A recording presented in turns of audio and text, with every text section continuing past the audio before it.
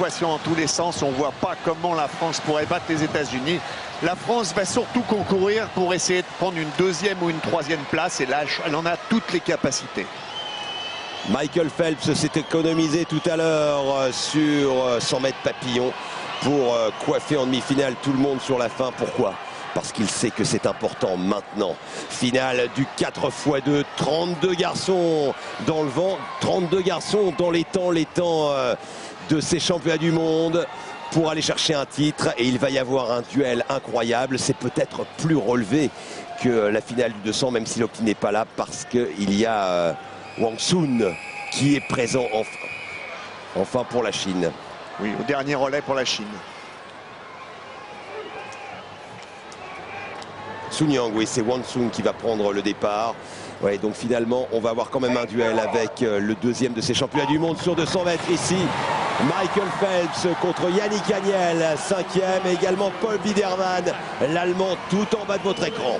Et oui, avec l'Américain qui a voulu prendre un départ très rapide, mais Yannick Agnel ne s'y laisse pas prendre. Il colle à l'Américain tout de suite.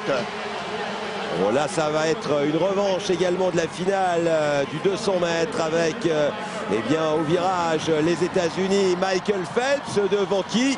Eh bien, devant Yannick Agnel et Paul Biedermann, le médaillé de bronze du 200 mètres. Ici en bas de votre écran, au premier plan, qui est troisième. Ben, c'est presque la meilleure configuration de course pour le Français qui aime beaucoup revenir dans les derniers 50 mètres. Il serait bien que Michael Phelps emmène Yannick jusqu'aux 150 mètres comme ça et que Yannick fasse le nécessaire pour le décrocher.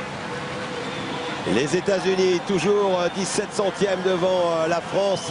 Yannick Agnel qui a pris un peu de retard et Biedermann en bas de l'écran qui accélère maintenant. Il y a deux médaillés, le deuxième et le troisième du 200 ici à Shanghai. Également celui qui était cinquième, Yannick Agnel. Mais Yannick, il va falloir tenir, ne pas se faire enrhumer dans le virage. Biedermann, Phelps, Agnel, c'est en tête pour l'instant avec seulement 13 centièmes d'écart et Yannick Agnel qui part à l'assaut du mythe. Et voilà, c'est ce qu'il fallait faire. C'est exactement la meilleure des configurations. Yannick est en train de faire jeu égal avec Michael Phelps et même est en train de le décrocher alors que Paul Biedermann est en train un tout petit peu de céder sur la fin de course. Oh, Yannick Agnel, quelle course, attention son chrono, un record de France, une 44,99. Yannick Agnel qui termine en une 45,20, 5 très exactement. Deuxième derrière l'Allemagne, mais devant les États-Unis. Alors on surveillera quand même le relais des Allemands qui m'a semblé être très rapide, alors que celui des Français la prise de relais, la prise de relais était un peu pas lent, mais un tout petit peu en retard par rapport aux Allemands. Alors donc on surveillera ça. Et Grégory Mallet, le vice-champion olympique au sein du relais 4x100, le Marseillais qui est qualifié. Il n'était pas des derniers mondiaux, mais il est bien présent, Grégory. Regardez. Oh, que la France est bien placée pour une médaille. Parce que même si les Américains nous font un peu peur, pour l'instant... Et l'Allemagne devrait craquer, logiquement. Mais bon, la logique, on n'en est même pas à mi-parcours. On va être qu'aux 300 mètres sur 800 mètres de course. Regardez Grégory qui doit rester à hauteur, profiter de la vague. Parce que derrière, ce sera Jérémy Strabus, Michel. Ouais, Grégory, très courageux, qui reste dans la vague de l'Américain. Il faudrait que l'Américain revienne vers Grégory pour lui laisser un peu le prendre sur son porte-bagages. Attention quand même, parce qu'il y a la Chine qui est quatrième, le dernier relayeur chinois. C'est Yang Sun, la star ici chez les garçons pour les Chinois. Et pour l'instant, Peter Van Der Key, champion olympique au sein du relais 4x2 américain, est en train de faire la différence. Le virage avec Van Der Key, la France deuxième. Et l'Allemagne qui décroche. Allez Greg, il faut s'accrocher maintenant. Conserver cette deuxième place, ce qu'il fait magnifiquement. Et regardez que Greg est en train de remonter sur l'Américain. Il fait un parcours exceptionnel, notre Français. Oh, Grégory Mallet avec ses parents dans les tribunes. Regardez Van Der Key et les Français qui sont à côté. La France à côté des États-Unis et Strabus.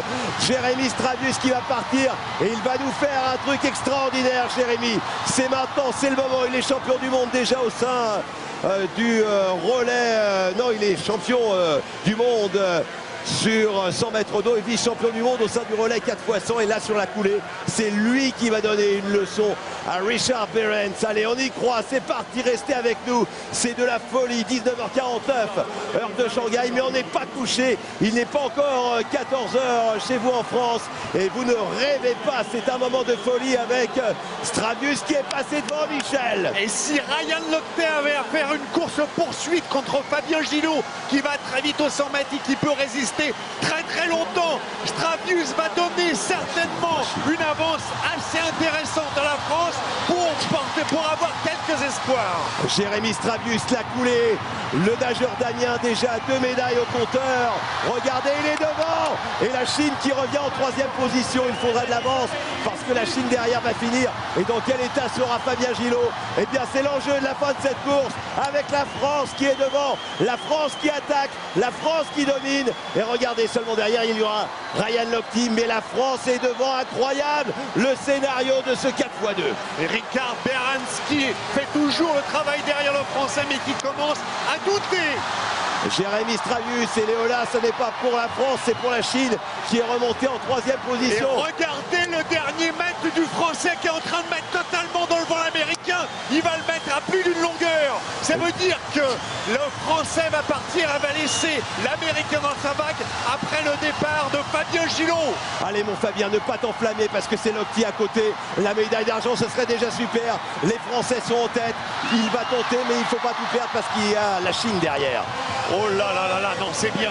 Maintenant on joue au plus mal pour la 2e place, donc c'est bien. Fabien Gillot est capable, lui, de faire l'exploit extraordinaire de résister à l'Américain. Oh, l'Américain Ryan Lochte, il a remporté 3 titres ici en individuel. Le 200, le 204 nage, le 200 mètres d'eau, il est derrière. Et Fabien est plus un nageur de 50 et de 100 livres. J'ai peur que Ryan Lochte le tienne, mais il peut y avoir la magie du relais, la magie du 4x2. Ouais, mais Fabien, avec beaucoup d'intelligence, n'a pas forcé le trait. Il n'est pas parti très vite. Il a fait le nécessaire pour rester au contact de l'Américain. Et s'il était au contact aux 150 mètres, il le ferait certainement douter. Allez, les 100 derniers mètres. Fabien contre Ryan Lochte, le meilleur nageur du monde. Et derrière, Lochte qui a accéléré.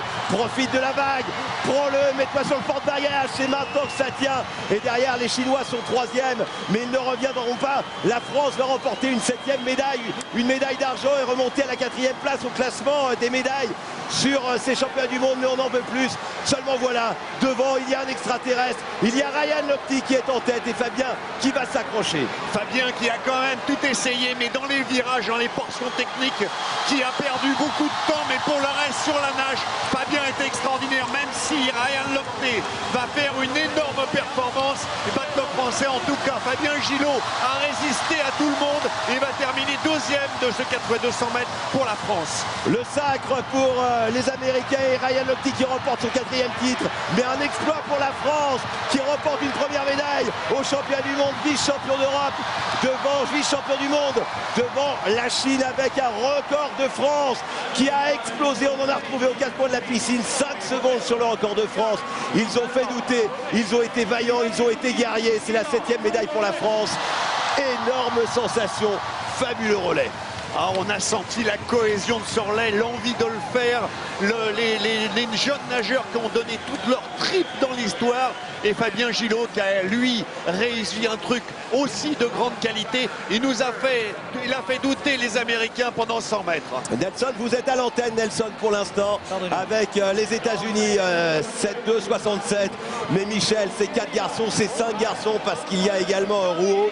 Et bien on ne l'oubliera pas, ils ont réussi un truc de malade. Et dire qu'il y a Clément Lefebvre, Amaury Levaux qui peuvent également revenir. On peut aller les faire douter, ces Américains. Regardez, Michael Phelps qui donne de la voix parce qu'il a eu peur, Michael Phelps. Regardez, on ne l'a jamais vu comme ça. Il pensait que ça allait être une promenade de santé. Et bien c'était tout sauf cela avec la France qui prend une médaille d'argent. Oh, celle-là, on dit que le 4x2, eh bien c'est le thermomètre pour juger de la valeur d'une nation. Là, les Français sont devenus énormissimes. Regardez aussi les encouragements. Il y a Camille Lacour, Coralie Balny qui ont poussé. Ah, c'est véritablement quelque chose de détonnant. La natation française étonnait tout le monde par ses performances, mais personne n'attendait ce relais à ce niveau. Et quand on s'aperçoit qu'on est à 1,5 secondes des Américains et qu'on a encore quelques talents derrière, on a encore dans cette équipe des jeunes qui peuvent faire les progrès, eh bien l'avenir du 4x200 français montre l'avenir de la natation, et l'avenir de la natation montre l'avenir du 4x200 français. On peut s'attendre à de grands exploits à Londres. Oh, quelle journée! Ça avait mal commencé avec l'élimination de Fred Bousquet, mais derrière, qualification pour la finale sur 50 mètres papillon de Mélanie Hennig. Qualification également d'Alain Bernard sur 50 mètres nage libre, d'Alexiane Castel sur 200 dos. Et là, l'apothéose de 4x2 masculin. Oh, quel exploit! Vous les embrassez, bravo, chapeau. Et on associe Sébastien Rouault. Yannick Agnel est le premier parce qu'il nous faut faire vite, Alexandre, parce qu'ils sont réclamés sur le podium. Yannick, j'imagine que cette médaille d'argent vient justifier tous vos choix qui ont prêté à une certaine controverse, mais là ce soir c'est vraiment le bonheur. Ouais, c'est le bonheur, c'est le bonheur. C'est vrai qu'on la voulait cette médaille, et puis voilà, on a même été jusqu'à descendre le record de France de 5 secondes, ce qui est quand même assez... 5 secondes Il me semble, hein, je peux pas dire de bêtises, je vous confirme. Voilà, on a nagé très vite, très fort. Les Américains étaient vraiment pas loin, ce qui prouve que voilà, le travail paye. Et puis voilà, je crois que... C'est-à-dire que vous, Yannick, on connaît votre modestie, mais vous avez fait un premier relais exceptionnel. Vous teniez la dragée haute aux Américains, alors qu'ici Ryan Lochte, qui lui a fait un dernier relais qui finalement leur vaut la victoire. Mais vous avez tenu vraiment la dragée haute au premier relais américain, alors qu'ici Jérémy Stravius approche. C'est vraiment... Bonsoir Jérémy, c'est vrai, alors là ce sont vraiment vos championnats. Hein. Ouais, non, ouais. Oui, c'est bon championnat. Ah non, oui. Oui. Non, très bon championnat et puis super relais, quoi. On a vraiment pris du plaisir avant de commencer et en nageant, donc c'est ça qui fait la force d'un relais, c'est tout. On dit en plus qu'alors que voici ici Grégory approché. Grégory, alors on dit que le relais c'est le bonheur multiplié par 4, par 3 et maintenant par 4, puisque voici Fabien épuisé, dernier relayeur. Grégory, un mot. Bah écoutez, vraiment super satisfait, quoi. Ce que je disais ce matin, c'est que le relais 4x2, c'est quand même la force d'une nation. Et voilà, quand on voit l'équipe qu'on est, on est en train de le construire ce 4x2.